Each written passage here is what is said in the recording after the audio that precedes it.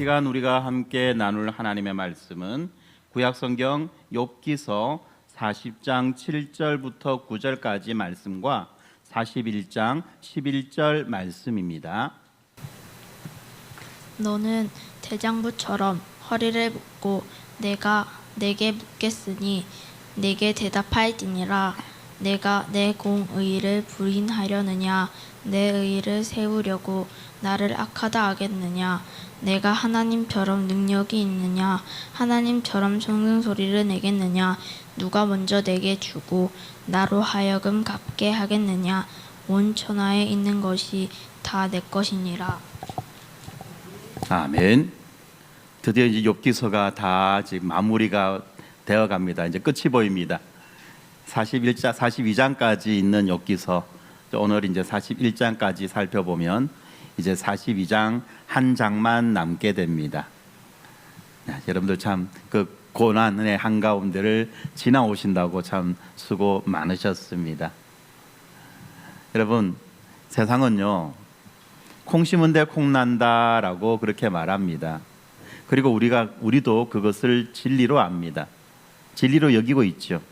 그런데 여러분 어떻습니까? 막상 우리가 이 현실의 발을 딛고 살아갈 때에 이 콩 심은데 콩 난다는 이 기계적 원리가 항상 작동되는 것은 아니라는 거죠.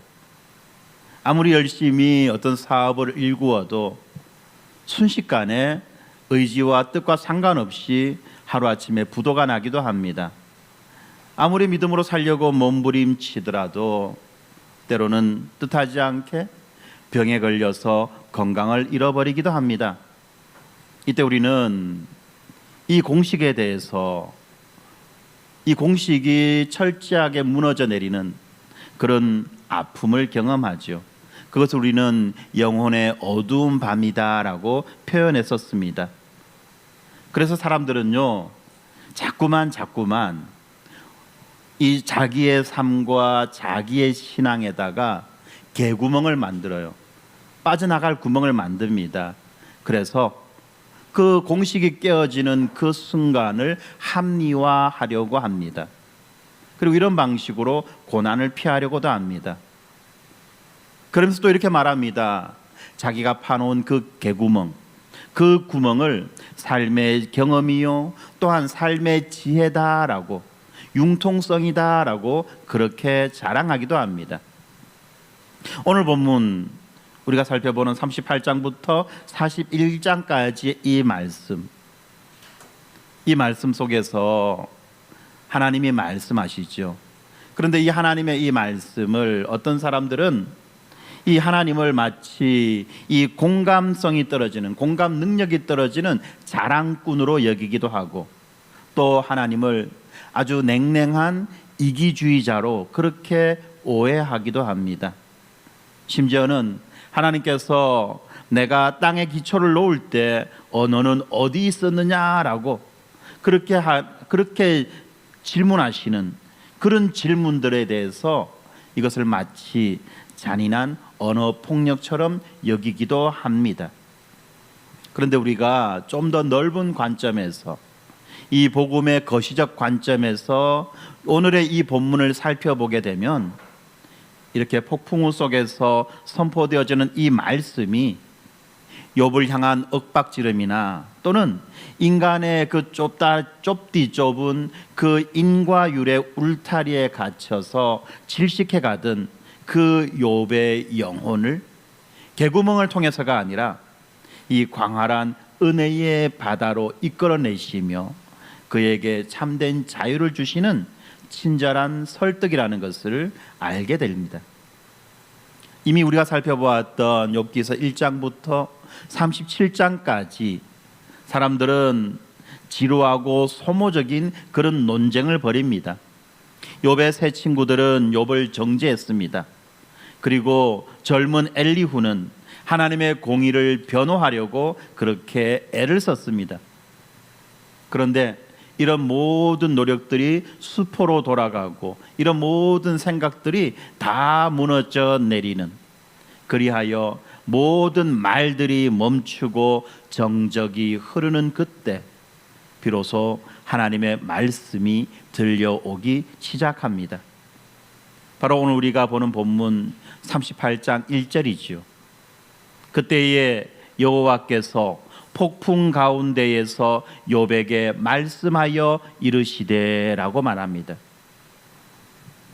이 하나님께서 해주시는 이 말씀이 어떤 욥의 그런 합리적인 이성이나 또는 욥이 흘렸던 고통의 눈물을 가치 없는 것, 쓸데없는 것, 무가치한 것이라고 그렇게 부정하는 것이 아닙니다. 인간의 이성이라는 것 여러분 아시지 않습니까? 인간의 이 합리적 이성이라고 하는 것은 하나님이 우리들에게 심어주신 고귀한 창조의 선물입니다.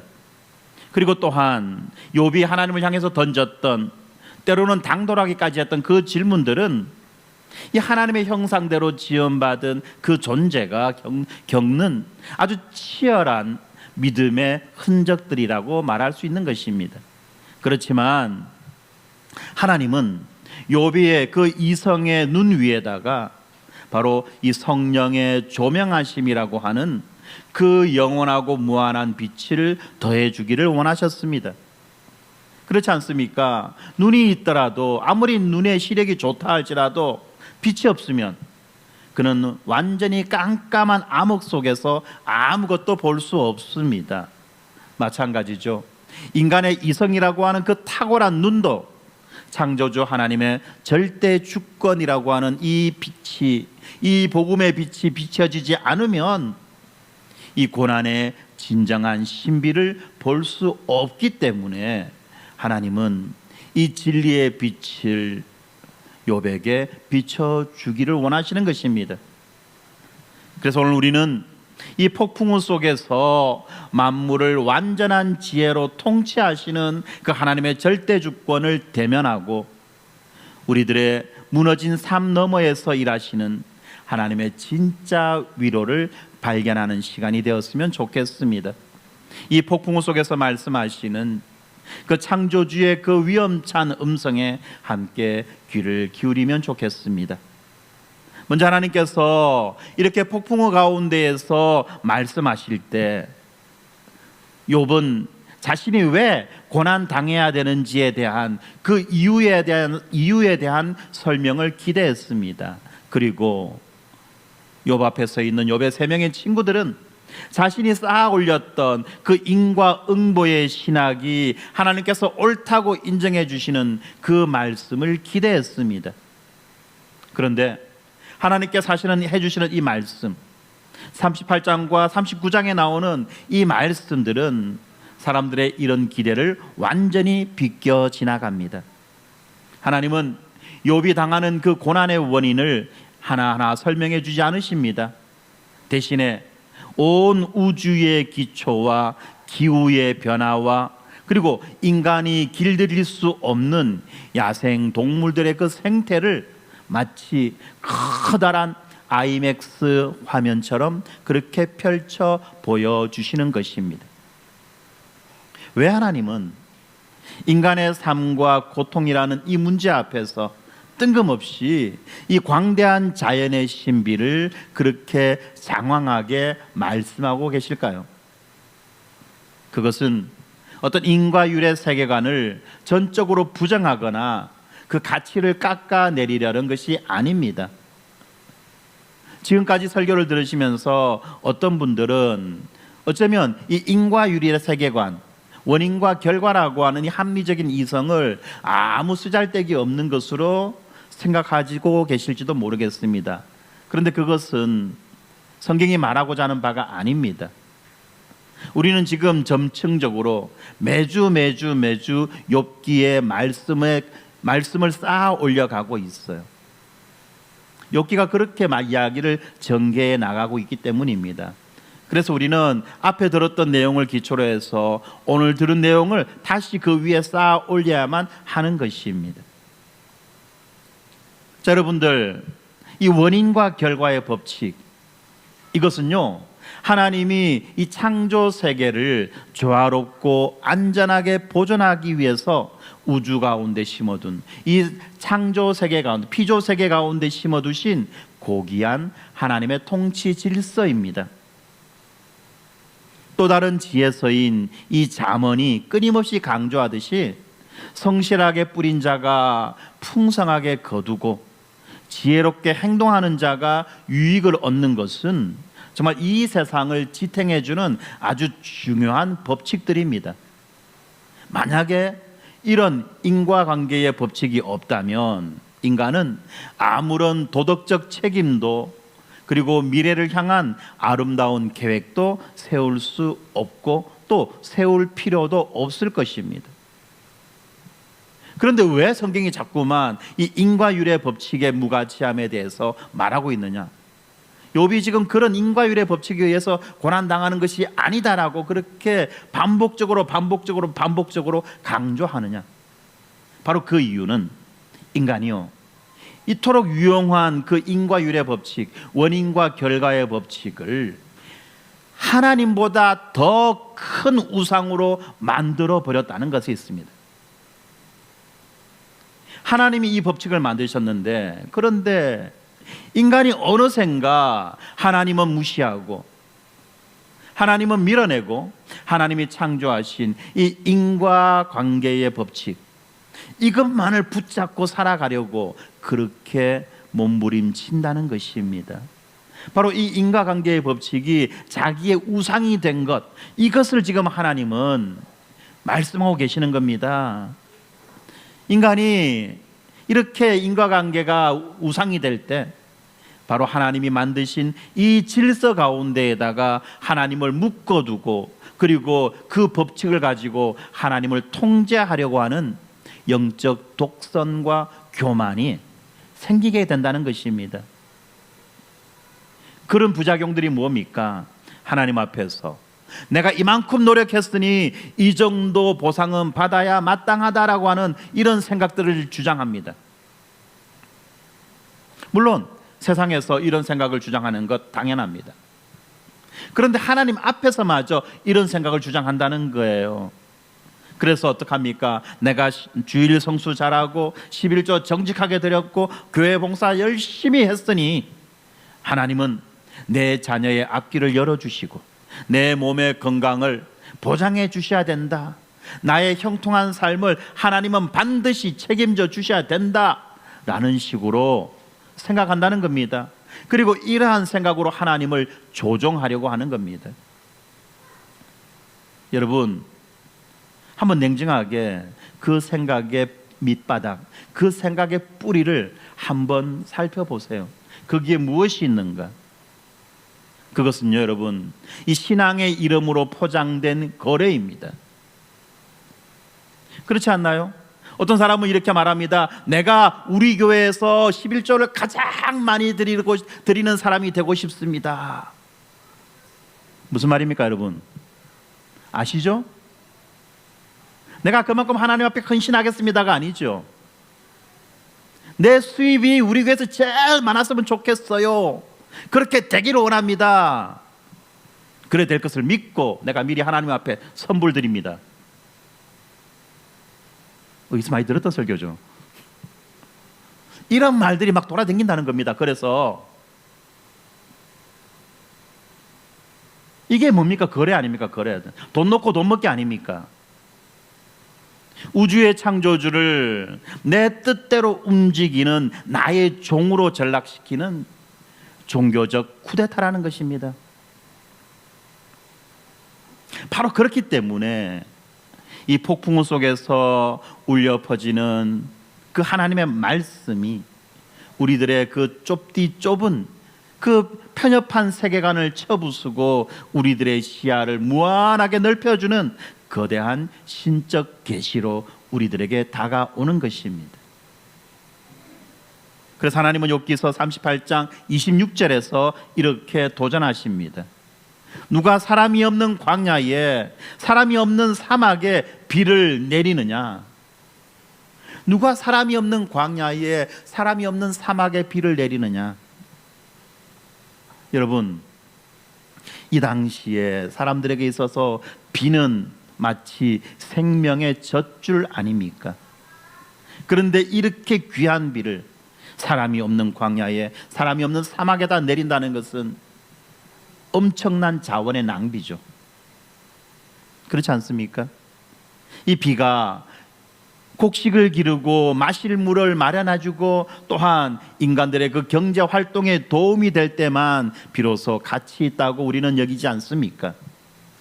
그런데 이 하나님의 주권적 통치는 인간이 단 한 명도 살지 않는 그 불모지의 사막과 광야에도 아낌없이 흡족하게 비를 내려주셔서 그곳에서도 풀이 자라게 하시고 그곳에서도 꽃이 피어나게 하시는 것입니다.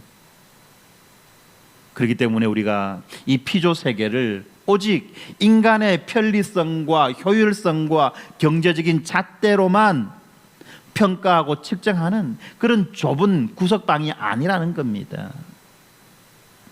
이어지는 39장은 더 분명하게 말씀합니다.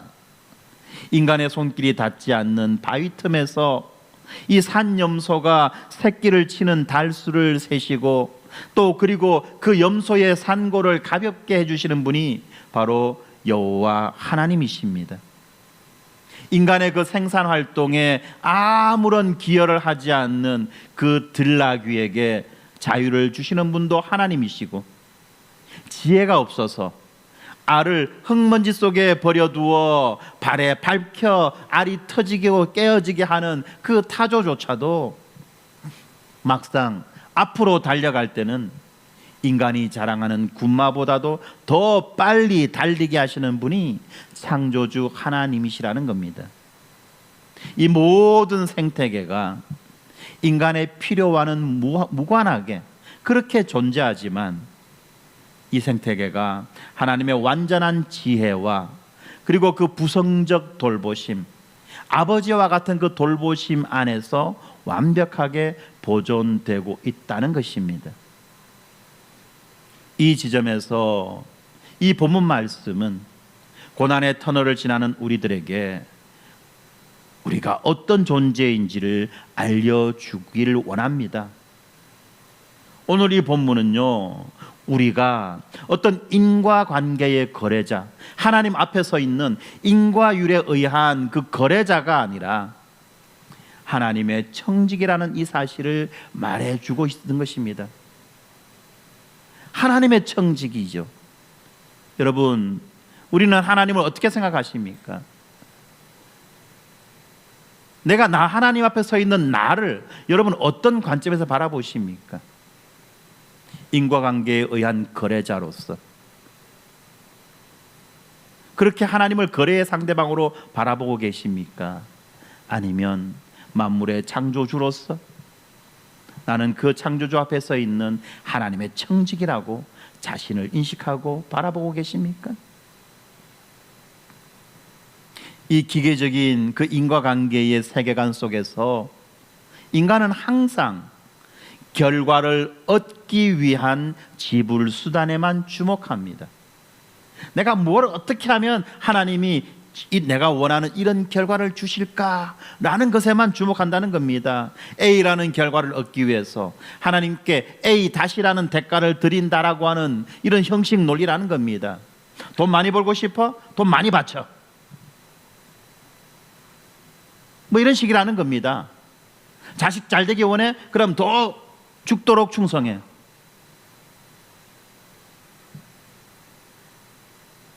그런데 여러분, 이런 거래 관계는요, 고난이 찾아오는 순간 끝장나고 마늘게 되는 것입니다.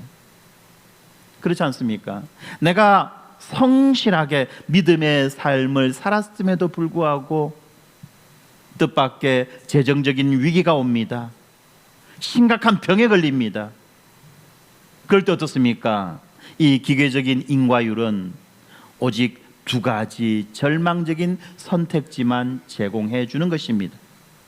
첫 번째는 이미 우리가 살펴보았듯이 내가 무언가 죄를 지어서 하나님께 벌을 받고 있다라고 하는 끝없는 자책과 두려움입니다. 그리고 두 번째는 나는 아무 잘못도 없는데 하나님이 우리의 이 계약을, 우리의 거래 관계를 깨고 위반하셨다라고 하는 그런 하나님에 대한 분노와 배신감입니다. 이 두 가지 상반된 반응, 이 모두는 인간이 자기의 행위를 가지고 하나님을 조종할 수 있다고 여겼기 때문에 그렇게 발생하는 것입니다. 그래서 하나님은 온 천하가 모두 다 하나님의 소유라는 것을 선포하심으로써 우리의 시야를 다른 차원으로 확장해 주고 계시는 것입니다. 그렇지 않습니까, 여러분? 우리가 가진 건강과 재물과 생명과 심지어는 우리의 그 의로움조차도 우리가 하나님께 어떤 헌신을 드린 그런 대가가 아니라 하나님이 주권적으로 우리들에게 위탁하신 선물이라는 겁니다. 달란트라는 거예요. 아닙니까? 여러분, 아멘입니까? 아닌데요. 내가 투자한 결과인데요. 혹시 그렇게 생각하는 분이 계시면 나중에 예배를 마치고 개인적으로 저와 심각하게 면담을 좀 해야 되겠습니다. 그렇지 않습니까? 이 모든 것은 하나님이 나에게 맡겨주신 그 선물입니다. 은혜입니다. 여러분, 모든 것이 하나님의 소유라고 한다면 신자들은 이것을 가지고 나에게 더 좋은 결과를 얻어내기 위한 거래를 시도하는 것이 아니라 나에게 은혜로 맡겨진 이 주님의 소유를 신실하게 관리하는 이 청직이라고 하는 이 직분을 충성스럽게 감당하는 것이 마땅하다는 것입니다. 우리가 이 논리를 분명하게 인식하고 붙잡게 될 때 성도는 이 고난을 무책임하게 회피하거나 또는 고난 앞에서 팔자 타령을 하지 않고 오히려 능동적이고 단단하게 이 고난의 터널을 지나가게 되는 것입니다. 그리고 이런 성도는 하나님께서 여전히 온 우주를 완벽한 지혜로 다스리고 계시며 사막에 비를 내리시고 만물을 돌보시고 우리 모든 피조물들을 먹이시고 보존하시는 이 거대한 섭리적 신비 속에서 내 삶마저도 하나님이 이끌고 계신다는 것을 믿게 되는 것입니다. 그래서 내 삶에 닥친 어떤 재정적인 어려움이나 건강의 문제나 자녀의 문제 등이 하나님의 계약 파기가 아니라는 사실을 깨닫게 되는 것입니다. 이런 청지기는 이 고난의 잿더미 위에서 내가 무엇을 잘못해서 이런 벌을 받는가라는 자책이 아니라 하나님의 그 절대 주권을 신뢰하는 믿음으로 이렇게 하나님에게 질문하는 것입니다. 어떻게 해요?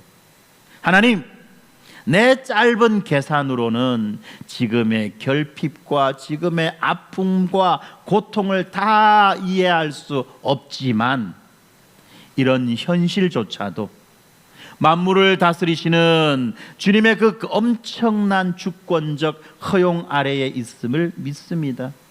주님의 주권적인 허용이라는 겁니다. 이 건강의 산실 속에서 재정적 위기의 그 한복판에서 내가 하나님의 자녀로서 감당해야 할 신실한 믿음의 책임은 무엇입니까? 내게 남은 이 조각난 시간과 그리고 부서진 그 조건들을 가지고 어떻게 하면 그 주님의 신실하심을 이 세상 가운데 드러낼 수 있겠습니까? 라는 질문을 하는 것이 마땅하다는 것입니다. 고난 앞에서, 위기 앞에서 무책임하게 그 위기를 회피하고 못 본 척하고 그 책임을 남에게 전가시키거나 또는 아이고 내 팔자야, 엄한 팔자 타령하고 앉아있는 것이 아니라는 겁니다. 자신의 겸손과 주장을 겸손히 내려놓고 온 우주를 신실하게 보존하시는 이 창조주 하나님의 그 절대적 주권적 긍휼하심 위에 나의 삶의 기초를 놓기를 바랍니다. 이어지는 40장에서 온 우주를 다스리시는 그 하나님의 광대한 섭리를 욥이 목격합니다. 그리고 이렇게 고백합니다. 40장 4절입니다.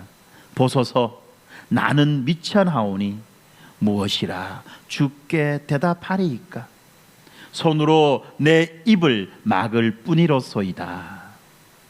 여기서 욥이 고백하고 있는 이 비천하다는 이 말의 원어적 의미는 자신의 존재가 하나님 앞에서 참으로 작고 가벼우며 하찮다라고 하는 가장 겸손한 표현입니다. 지금 욥은 이 경외함과 겸손을 표하는 가장 정중한 몸짓인 자신의 입을 손으로 막고 있습니다. 자신의 입을 손으로 막았어요. 더 이상 아무 토를 달지 않겠다는 거죠. 하나님에 대한 항복 선언입니다. 그런데도 불구하고 이 40장 6절을 보니까 하나님은 이 폭풍 가운데에서 욥에게 또다시 말씀하고 계십니다. 왜 그럴까요? 그것은 인간이 자신의 영혼 가장 깊은 곳에 도사리고 있는 자기 의의 그 뿌리까지도 완벽하게 제거하기를 원하셨기 때문입니다. 자기 의의 뿌리, 지독하게 빠지지 않는, 뽑아내도 끊임없이 되살아나는 그 끈질긴 그 뿌리 말입니다. 그래서 하나님은 다시 말씀하십니다. 너는 대장부처럼 허리를 묶고 내가 너에게 묻는 것을 대답해라. 여기에서 대장부처럼 허리를 묶고 대답하라는 이 말씀은 어떻게 보면 반어법이에요. 지금 그 앞에 욥이 하나님께 뭐라고 말했습니까? 하나님과 법정에서 맞서 싸워 자신의 정당함을 입증해 보이겠다라고 그렇게 외쳤지 않았습니까? 바로 그렇게 외치던 그 투사로서의 욥을 향한 반어법이라는 겁니다. 그리고 이제 하나님은 인간의 가장 근원적인 영적 질병, 자기 의를 뿌리채 뽑아내기 시작하십니다. 40장 8절입니다. 네가 내 공의를 부인하려느냐? 네가 스스로를 의롭다 하기 위하여 나를 정죄하려느냐? 이 구절은요, 욥뿐만이 아니라 오늘날 여러 가지 고난 속에서 신음하는 우리 모두를 향한 질문인 것입니다. 하나님은 여기서 부인하다는 말과 정죄한다는 이 두 개의 법정적 용어를 사용해서 욥의 그 내면의 알고리즘을 정확하게 폭로하고 계십니다. 그렇지 않습니까? 우리도 그래요. 삶에서 아주 혹독한 고난을 만나게 될 때 우리는 종종 나는 잘못한 것이 없다라고 하는 이 도덕적 그리고 윤리적 결백함에서 위로를 찾으려고 합니다. 아무것도 잘못한 것이 없다. 고로 책임질 일이 없다는 거죠. 그래서 심지어는 어떻습니까? 책임을 떠넘길 만한 희생양을 찾기도 합니다. 그것이 비겁한 조직 문화죠. 이런 사람들이 이렇게 말합니다. 하나님, 나는 이러한 가난을 겪을 만큼 게으르게 살지 않았습니다. 나는 이 병균이 내 온몸에 퍼질 만큼 그렇게 불건건하게 살지 않았습니다. 이 논리가 바로 욥이 친구들 앞에서 끝까지 지켜내려고 했던 상대적 의로움이라는 것입니다. 그런데 여러분, 이런 상대적 의로움을 하나님 앞에서 주장하는 그 순간 정말로 무서운 영적 반전이 일어납니다. 무슨 일이 일어날까요? 내가 이 고통을 받을 만한 이유가 전혀 없다면 그것은 나에게 이런 고통을 허용하신 하나님이 잘못했다는 말을 하고 있는 것이기 때문에 그렇습니다. 내가 완벽하다고, 내가 옳다고 하는 것을 증명하려면 필연적으로 하나님을 불의한 존재로, 하나님을 불의한 분으로 정죄해야만 하는 그런 모순이 생겨난다는 것입니다. 이것이 바로 율법주의적 자기의가 가지고 있는 치명적인 위험성입니다. 나의 옳음을 증명하고 입증하기 위해서 상대방의 그름을 드러내야 되고, 상대방이 잘못했다는 것을 밝혀내야 되고, 내가 얼마나 높은지를 자랑하기 위해서 상대방이 얼마나 낮은지를 찍어내리는 이런 일들이 생긴다는 것입니다. 우리는 나를 변호하기 위해서, 그래서 우리는 나를 변호하기 위해서 하나님의 공의를 부정합니다. 나의 정당성을 세우기 위해서 하나님께 유죄 판결을 내리는 그런 쿠데타를 벌인다는 것입니다. 그래서 하나님이 이렇게 말씀하십니다. 욥아, 네가 정녕 창조주인 나를 재판할 만큼 의롭고 지혜롭다면 네가 내 자리에 한번 앉아봐라. 네가 스스로 위엄과 존귀로 단장하고 세상의 모든 교만한 자들을 찾아내어 네 눈빛으로 그들을 낮추어 보아라. 악인들을 그들의 처소에서 진토에 묻어 보아라. 만약 네가 악과 불의를 완벽하게 심판할 능력이 있다면 나 역시 네 오른손이 너를 스스로 구원할 수 있다고 인정해 주마. 네가 네 스스로를 구원할 수 있다고 내가 인정해 주마. 여러분, 욥에게 이런 일이 가당키나 합니까? 그러면 하나님 왜 이런 말씀하십니까? 왜 이렇게 말씀하십니까? 하나님은 지금 욥을 기죽이기 위해서 이런 말씀을 하시는 것이 아닙니다. 하나님은 인간의 그 상대적 의로움과 비교할 수 없는 완전하고 흠없는 공의의 통치자이십니다. 나의 머리로는 지금 내가 겪고 있는 결핍과 고통의 이유를 다 파악할 수 없지만 온 우주의 최고의 재판관이신 하나님은 단 한 번도 불의하게 세상을 다스리신 적이 없습니다.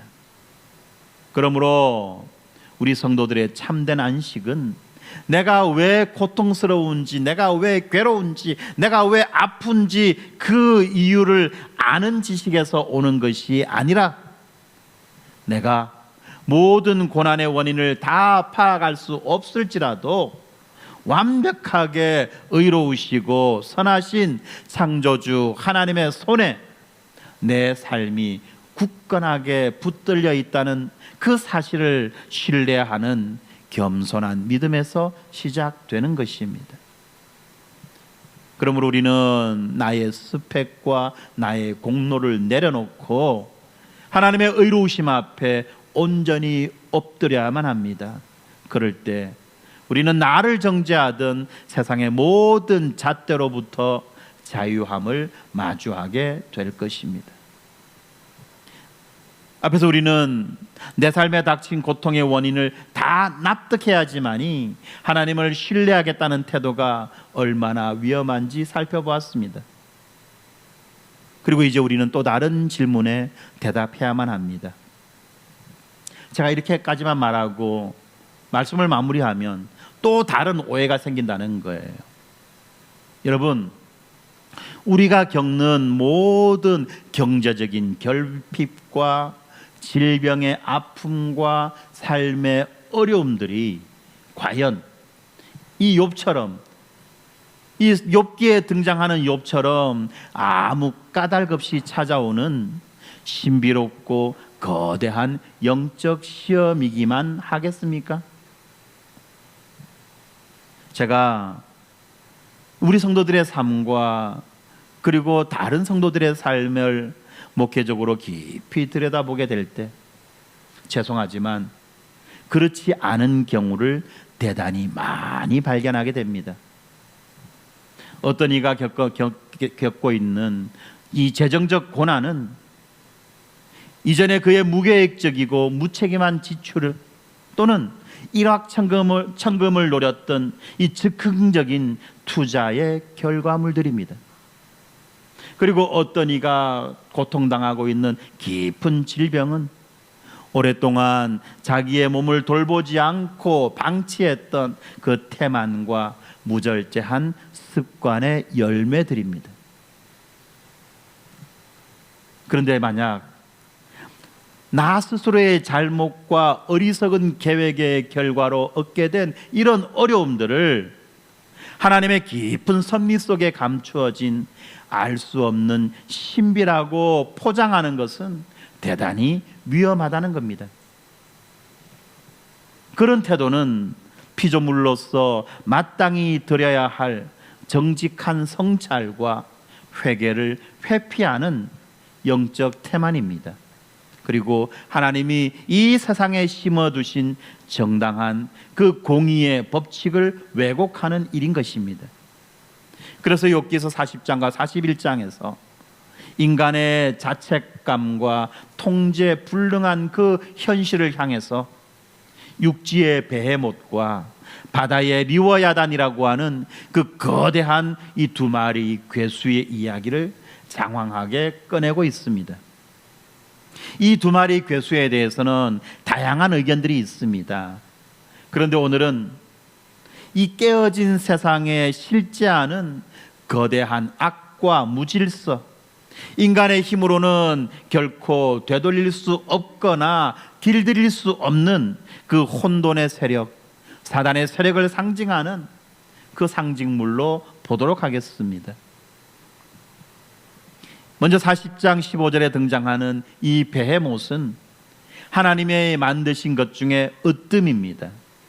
그리고 41장에 등장하는 리워야단은 모든 높은 자를 내려다보는 교만한 자 모두의 왕입니다. 인간의 어떠한 무기로도 이 괴수들의 단단한 비늘을 뚫을 수 없고, 인간이 가진 어떠한 지혜나 지식으로도 이 괴수들을 낚시 바늘로 꿰어 길들일 수가 없습니다. 지금 오늘 본문이 말씀하고 있는 바는 명확합니다. 내 삶에 찾아온 이 폭풍우가 욥처럼 원인을 알 수 없는 의인의 고난이든지, 또는 나의 미련함과 즉흥적인 선택이 초래한 뼈아픈 결과이든지 상관없이 고통의 깊은 웅덩이에 빠진 그 인간들이 마주하는 현실은 언제나 동일하다는 것입니다. 바로 내 힘으로는 이 상황을 되돌릴 수도 없고, 내 힘으로는 이 상황을 제어하고 통제할 수 없다라고 하는 이 참혹한 무력감인 것입니다. 마치 이 거대한 리워야단이라는 이 괴물 앞에서 갖게 되는 무력감 말인 것입니다. 인간은 이 스스로의 어리석은 선택조차도 자기 힘으로 청산하거나 되돌릴 그런 능력이 없는, 그야말로 작고 별 볼 일 없는 존재입니다. 그렇다면 이런 통제불능의 괴수, 온 우주의 교만을 대변하는 그 리워야단을 창조주 하나님께서는 어떻게 다스리십니까? 하나님은 욥기서 41장 11절에서 이렇게 선언하십니다. 누가 먼저 내게 주고 나로 갚게 하겠느냐? 온 천하에 있는 것이 다 내 것이니라. 온 천하에 있는 것이 다 내 것이니라. 이 말씀은 하나님이 어떤 분이신지를 잘 알려주고 있죠. 하나님은 모든 것의 소유권을 주장하실 수 있는 창조주이십니다. 그리고 하나님은 이 창조주의 그 막강한 힘으로 리워야단을 단숨에 짓밟아 파괴할 수 있는 정당한 권리와 능력을 갖고 계십니다. 그런데 만약 하나님이 오직 압도적인 이 힘의 논리로만 이 우주의 혼돈과 악을 제어하고 다스리신다면, 그것은 또한 우리 인간들에게 절망적인 소식이 되는 것입니다. 왜 그렇습니까? 우리의 미련함과 우리의 잘못된 선택도 또한 이 공의로우신 하나님 앞에서 철저하게 심판받아 영원한 파멸에 이를 수밖에 없기 때문에 그런 것입니다. 그리고 이 세상은 오직 힘의 논리로만 작동하게 될 것이기 때문에 또 그렇습니다.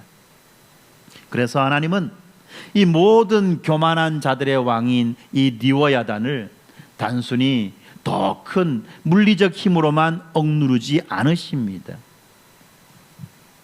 힘의 논리로 리워야단을 제압하지 않는다는 거예요. 리워야단의 본질이 교만 아닙니까? 그래서 하나님은 그 교만을 가장 완벽하게 무력화시키기 위해 세상이 상상할 수 없는 정말 독특하고 정말 미련해 보이는 그 방식을 사용하십니다. 바로 가장 낮아지는 완전한 겸손을 통해서 이 악의 권세를 내부에서부터 깨트리시는 그 방식을 하나님은 사용하시는 것입니다. 그리고 이 놀라운 방식이 역사 속에서 온전히 드러난 사건이 바로 골고다의 사건입니다. 인간은 이 미련한 선택의 대가나 질병과 결핍이라고 하는 이 베헤못과 리워야단을 제어할 수 없습니다. 그래서 하나님이신 예수 그리스도께서 친히 이 땅에 찾아오셨습니다. 우주의 창조주가 인간의 몸을 입고 가장 비천한 자리까지 낮아지신 것입니다. 그리고 욥처럼 까닭 없는 그 고난을 당하는 의인들의 눈물을 닦아주시기 위해 친히 가장 억울한 십자가의 폭풍 속으로 걸어 들어가신 것입니다. 그리고 주님은 자신이 그 미련한 선택과 새 죄악으로 자기의 인생을 산산조각 내고 자책하는 죄인들을 위해서 그들이 치러야 할 모든 저주와 형벌을 대신 짊어지시고 갈보리 언덕에서 진짜 리워 야단에게 삼켜지셨습니다. 그럴 때 이 사탄과 혼돈의 세력은 자신들의 교만과 힘으로 하나님의 아들을 삼켰다고 승리의 환호를 지릅니다. 그런데 여러분, 이것은 이 교만의 왕을 낳기 위한 하나님이 던지신 거룩한 낚시 바늘입니다. 예수 그리스도께서 가장 깊은 겸손으로 죽음에 이르기까지 순종하심으로 그 교만의 왕의 머리를 완전히 짓부수시고 부활의 승리를 거두시게 되었습니다. 성도 여러분, 나의 실수와 나의 어리석음으로 인해서 어려움을 당하여 후회와 자책의 나날들을 보내고 계십니까? 내가 망쳐버린 일이 너무 커서 도무지 회복될 가망이 없어 보이십니까? 내 행위의 완전함이나 나의 계산을 의지하려고 하는 그 교만을 내려놓읍시다. 그리고 가장 낮은 십자가의 지혜로 모든 혼돈을 완벽하게 장악하고 제어하시는 창조주 하나님의 그 절대 주권을 신뢰합시다. 이제 설교를 마무리하려고 합니다. 여러분, 만약 하나님께서 오늘 이 본문 속에서 욥이 당하는 그 고난의 원인을 조목조목 설명해 주셨다면 어떤 일이 일어났을까요? 욥에게 이 천상의 회의에서 사탄과 나누었던 그 대화의 내막을 자세하게 설명해 주셨다면 어쩌면 욥은 일시적으로 자기의 고난에 대해서 납득했을지도 모릅니다. 그렇지만 하나님의 이 설명은 자신의 미련함으로 인생을 망쳤다고 자책하는 그 사람들에게는 너희의 고난은 너희가 초래한 정당한 형벌이라고 하는 절망의 선고가 되었을 것입니다. 반대로 이 하나님이 죄인들의 그 인과율적인 그 잘못만 조명하셨다면 스스로 깨끗하다고 믿는 이 종교적 율법주의자들에게는 이 타인을 정죄하는 그 교만의 날개를 달아주게 되었을 것입니다. 그래서 하나님은 이 고난의 구체적인 이유가 아니라 폭풍 속에서 장엄한 선언을 우리들에게 최종적인 해답으로 내어주고 계십니다. 욥기서 41장 11절 말씀, 온 천하에 있는 것이 다 내 것이다. 온 천하에 있는 것이 다 내 것이다. 그렇습니다. 여러분, 온 천하가 다 하나님의 것이기에 우리가 이해할 수 없는 그 신비로운 고난의 한복판에 있든지, 또는 내가 저지른 그 미련한 실패의 잿더미 위에 있든지, 우리의 최종적인 소유주는 오직 하나님 한 분뿐이십니다. 이 절대적인 주권자를 대면하는 욥은 이렇게 고백합니다. 보소서, 나는 비천하오니 무엇이라 주께 대답하리이까? 손으로 내 입을 막을 뿐이로소이다. 내가 한 번 말하였사온즉 다시는 더 대답하지 아니하겠나이다. 욥은 이렇게 침묵을 선택합니다. 그런데 이 침묵은 체념이 아니죠. 내가 고난받는 이유를 하나님께 따지고자 했던 모든 생각들을 완전히 내려놓고 완전히 철회하겠습니다라는 이 선언인 것입니다. 바로 내가 하나님의 섭리를 납득해야지만이 비로소 내가 하나님을 신뢰할 수 있겠다라고 하는 이 교만을 내려놓았던 것입니다. 사람들은 말합니다. 하나님이 나에게 뭔가를 좀 보여주셔야지 내가 믿을 수 있지 않겠습니까? 아무것도 보여주지 않고 생판 믿으라고 하면 내가 어떻게 믿을 수 있나요?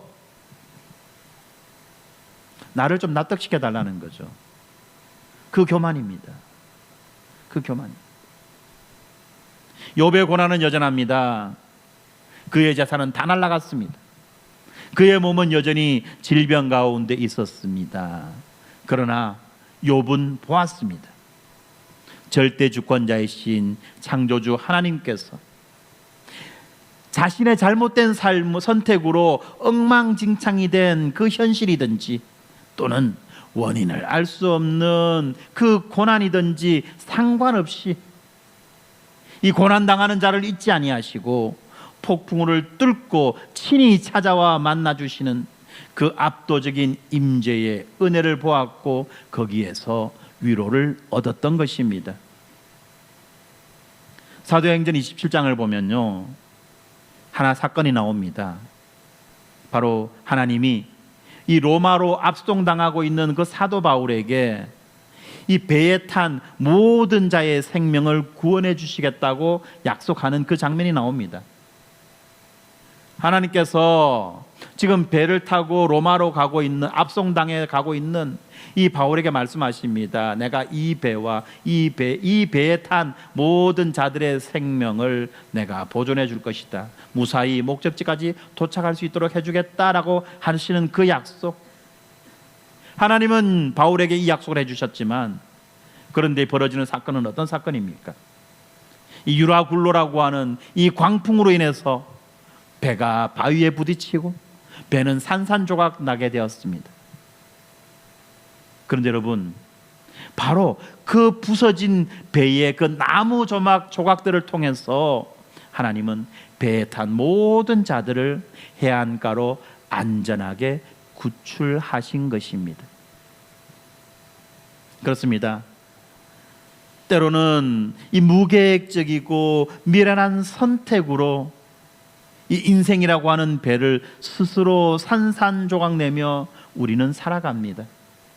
그렇지만 여러분, 우리의 그런 실패와 미련함조차도 이 십자가의 은혜와 하나님의 그 절대 주권 안에서는 결코 파멸로 끝나지 않는다는 것입니다. 하나님은 그 부서진 인생의 조각들마저도 신비로운 섭리의 방편으로 사용하셔서 마침내 우리들을 은혜의 해안가로 인도하시는 신실한 아버지이십니다. 욥기서에서 말했던 온 천하에 있는 것이 다 내 것이라는 이 말씀은 여러분이 그 망쳐버린 인생에 부서진 나무 조각들마저도 이제는 주님의 소유가 되었기 때문에 하나님께서 그 조각조각들을 사용하셔서 우리들을 안전하게 이끌어 가신다는 그 약속인 것입니다. 우리가 결코 망하고 결코 실패로 끝나지 않을 것이라는 은혜의 약속인 것입니다. 그러므로 여러분, 우리가 지금 겪고 있는 이 고난의 원인이 무엇이든 간에 이제는 후회만 하고 있는 그 껄무새, 후회만 하고 있는 그 껄무새의 탄식을 멈추어야만 합니다. 껄무새 아시죠, 여러분? 껄무새. 아이고, 그때 이런 걸 할 걸, 그때 저런 선택을 할 걸, 껄. 이게 껄무새 아닙니까? 이 후회만 하는 껄무새의 탄식을 우리는 멈추어야만 합니다. 내가 의롭게 살았기 때문에 내 인생이 평탄하고 형통해야 된다는 그 교만도 내려놓고 내가 무계획적으로 살아서 이제는 돌이킬 수 없다라고 하는 그 절망도 십자가에 못 박으시기 바랍니다. 그래서 이 얄팍한 이 종교적인 공식에서 벗어나서 폭풍우 속에서 우리를 생명으로 인도하시는 하나님의 절대적인 자비와 은혜를 신뢰하기를 바랍니다. 비록 지금은 숨가쁜 삶의 오르막길을 오르고 있지만 이 무계획적이었던 그 삶의 태도와 또 자신의 공로를 앞세우는 그 율법적인 태도를 완전히 버리고 복음 안에서 온전한 안식을 누리시기를 바랍니다. 그리고 이 복음 안에서 위로를 얻고 힘을 얻어서 이제 고난 가운데서, 고난 앞에서 대장부답게 당당하게 일어서시는 복된 성도들이 되시기를 우리 주님의 이름으로 간절히 축원합니다. 아멘. 기도하겠습니다. 우리의 주권자이신 창조주 아버지 하나님, 인생의 폭풍우 속에서도 계산기를 두드리고 하나님을 조종하려고 했던 우리들의 거래적 신앙과 영적 독선을 회개합니다. 내가 의롭기에 내 삶이 형통해야 한다는 이런 자기의의 교만과 미련함, 그리고 이 미련함과 실수로 인해서 인생이 완전히 끝장났다라고 하는 이 절망을 예수 그리스도의 십자가에 못 박게 하여 주시옵소서. 우리의 힘으로는 결코 제어할 수 없는 이 질병과 결핍의 공포, 우리 스스로의 망쳐버린 인생의 그 부서진 조각들조차도 주님의 주권적 손길 위에 있음을 믿음으로 고백합니다.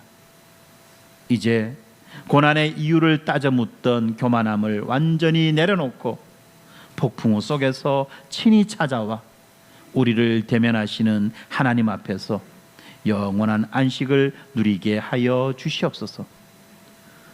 더 이상 이 후회와 자책의 껄무새가 아니라 우리를 은혜의 해안가로 인도하시는 신실하신 아버지를 신뢰하며 어떤 환난 가운데에서도 청지기답게, 대장부답게 당당히 일어서게 하여 주시옵소서.